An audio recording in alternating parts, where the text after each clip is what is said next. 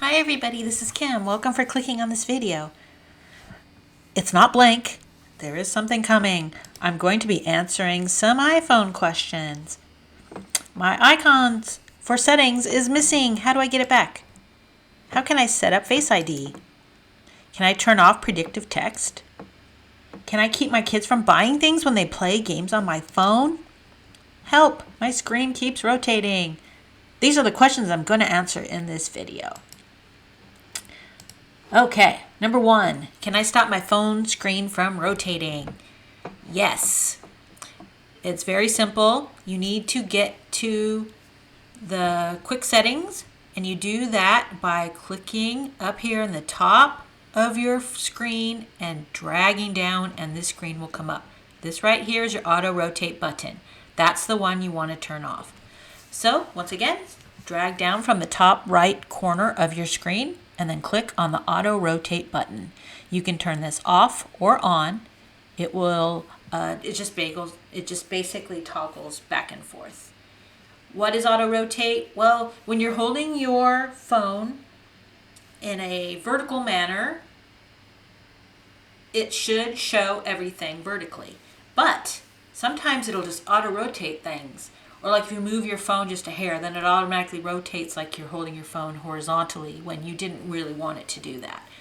I personally don't like it to auto rotate, but a lot of people do. So that's a personal setting, but that's how you turn it off. If you have it off, it will not auto rotate. This click here, I'm going to put a link in the description below that you can read about this on the Apple website because there was kind of some good information on there. So that's that. Next question. Can I lock iPhone purchases? Yes. Is there a way to lock the iPhone App Store and iTunes purchases so that my kids cannot buy things? Yes. How do you do it? You basically have to turn on screen time. So go to your settings icon, scroll down, choose screen time, and turn this on. It must be on in order to restrict anything. If you are setting these restrictions on your own device, you need to choose that it's your device. It will ask you, is this your phone or is it a kid's device? You just pick which one, and now you're going to see all the things that you can restrict. Let's look at the choices. So once again, we're going to turn it back on. Okay, there are tons of things that you can restrict, but the question was specifically asking about purchases, so that's all I'm going to cover. So you go to settings, and then you go to screen time. It's right down here above general, and then you're going to turn it on. And once you turn it on, it's, like I said, it's going to ask you if it's for your phone or for your kids. But these are the things that you can change. So I want you to go into the content and privacy restrictions, which are right here, okay? It says under here, block inappropriate content. That's not really what we're doing right now, but this is where we can set these restrictions. So once you click on that, you're going to get this list. So you can go through each one and decide what you want to restrict. But right now, we're just going to do this top one, iTunes and App Store purchases. Okay, and once you click on that, you're going to get this screen. You can allow or disallow installing apps, deleting apps, in-app purchases. Now, I think the easiest way to restrict this is just say always require a password. So that way, if your child is playing and they want to, they're playing, I don't know, Minecraft, whatever it is that asks for money all the time and asks you to buy things, go ahead. They can go ahead and click all they want, but they're going to have to know a password in order for that purchase to go through. And if they try to install an app, same thing. They just have to have a password. Now, keep in mind, you're also going to have to type that password in. You can use Face ID for some of this, and I'm going to show you how to turn that on if you don't already have that enabled. But that's for a question further down the line here. But this is what I would recommend. Just say always require a password. And that way the kid, unless they know your password, is not going to be able to buy anything. Okay? Before we move on, I want to ask you to please give this video a thumbs up and subscribe if you haven't already done so. If you are already a subscriber, thank you so much. And I also wanted to ask you to comment below if you have anything to add to the conversation, or if you have a question you'd like answered. I read every comment personally. I read every single one. Okay, next question, number 3. Can I turn off predictive text? Now, if you don't know what predictive text is, this isn't going to make any sense to you. So predictive text is when you're texting someone and the phone, like, it will give you like words to use next. Like, it will automatically start typing the next word. And if you press enter accidentally, you're going to accept it. But I hate when I'm texting someone and my phone uses its own predictive text and selects the wrong word. Or sometimes when I use Siri, this happens because she thinks I'm saying one thing, but I'm really saying something else. So I'm going to show you how to turn off predictive text. Okay, so we're going to go to settings and then general and then choose keyboard right here in the middle. These are the things you can turn off and on. Auto capitalization, auto correction, check your spelling, enable the cap locks. But predictive right here, this is the one I would turn off. If you don't want predictive text, if you don't have a problem with it, leave it alone. But if it's constantly choosing the wrong words, that's what I would just turn that off. And you could, play with all of these and see what you like. That's the only one I have turned off on my phone, just because sometimes it just drives me crazy. And then sometimes I think when you get an update or something, because it gets turned back on, and I'm not really sure how, but I know because I'll be doing Siri dictation, and it will just put like random words in there. I'm like, okay, this is, and I'll go back in here and it was turned back on somehow. But anyways, just turn it. That's how you turn it on and off. Next question. How do I get my settings icon back? Okay. What happened to my settings icon? It's missing. How can I get it back? Apple's made it pretty easy to get all the standard home screen icons back. The ones that came with your phone when you first got it.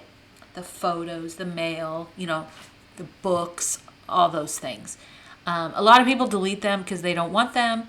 But what if you accidentally delete your settings icon? Can you get it back? Of course you can. Now, to get all the other icons back, and let's say you still can see your settings icon, and let's say your camera icon disappeared or something, you accidentally deleted it, you just go to settings and then general, scroll down and choose reset, and then choose reset home screen layout. This will put all the default apps back on. Now, it will move your icons around as it adds those other ones back in, but that's okay, you can delete them again. If you want to delete an icon at any time, you just hold it down, keep pressing on it until it gets a little X on the top right corner, and you click that little X and it'll say, oh, you sure you want to delete this? And then you could say yes or no. Anyways, but let's assume the settings icon is missing. You can't go to settings in general if you can't get to settings, right? So down at the bottom of your home screen, under all your icons, there's a little button that says search. So click on that and type in settings, and then you will see it listed. So then you can click on it there in the search, and then go to general, reset home screen layout. And once you do that, your settings icon will be back, along with some other ones you may have deleted, like I said before, but you can delete them again. So at any time you can do this and get all your icons back. Last question. So I mentioned before Face ID. What is Face ID? Well, it's a security feature that allows you to use your face in place of using a password. So if you have a really long Apple ID password and you don't want to keep typing it in every time you want to go to, get a new app or something, you can use Face ID. You can use it on other sites. You can use it for your banking. You can use it for logging to Facebook, whatever. So Face ID is useful. So to turn it on, set it up, you go to settings, Face ID, and passcode.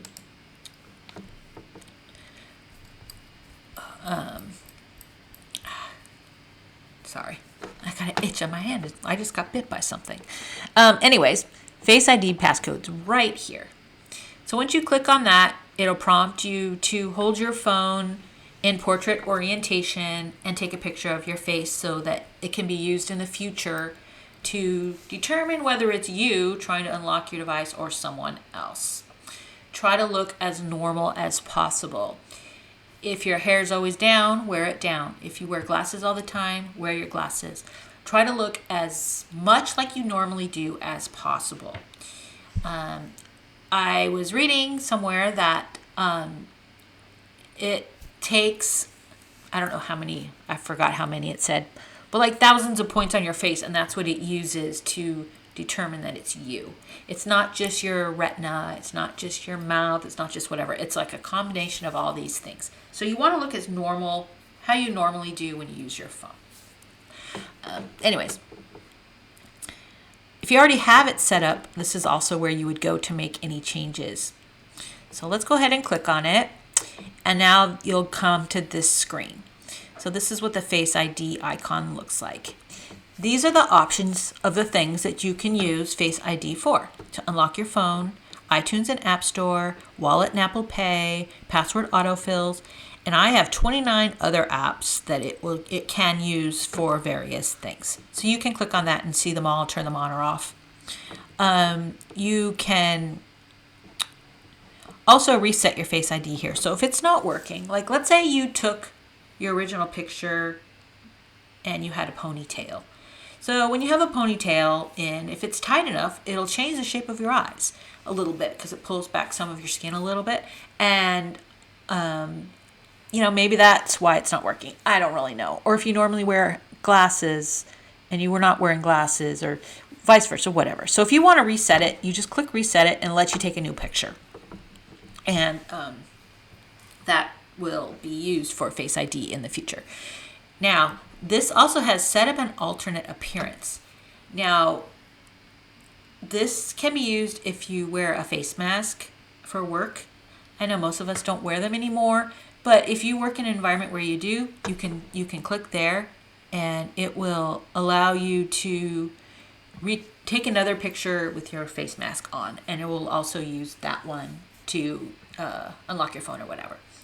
So anyways, that is that question, and that's it. So I want to thank you for watching, and if you have any questions, put them down below. If you have an iPhone question that's driving you crazy, or any features you can't get to work right, or anything you'd like me to investigate, comment below. I love comments. And anyways, thanks for watching. Hope you're doing well, and we'll see you next time.